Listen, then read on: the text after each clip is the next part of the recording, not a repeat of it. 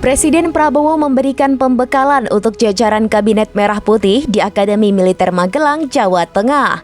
Dalam momen ini, para jajaran kabinet turut membagikan sejumlah kegiatan di Akmil Magelang pada Jumat 25 Oktober pagi. Para menteri dan wakil menteri pagi ini mulai mengenakan seragam loreng lengkap dan topi dengan motif yang sama. Wakil Menteri Lingkungan Hidup Dias Hendro Priyono turut memposting para menteri memakai seragam loreng di media sosialnya. Dia tampak berpose bersama sejumlah menteri. Tak hanya itu, Dias juga memamerkan foto selfie dengan Wapres Gibran yang juga mengenakan setelan loreng.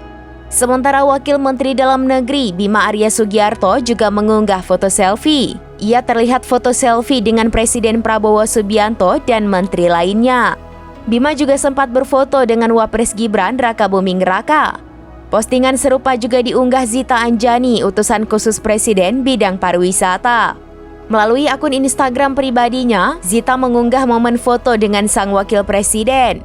Dalam unggahannya yang lain, Zita memperlihatkan suasana pagi ini di Akmil. Terlihat jajaran Kabinet Merah Putih kompak mengenakan setelan loreng berkumpul di lapangan.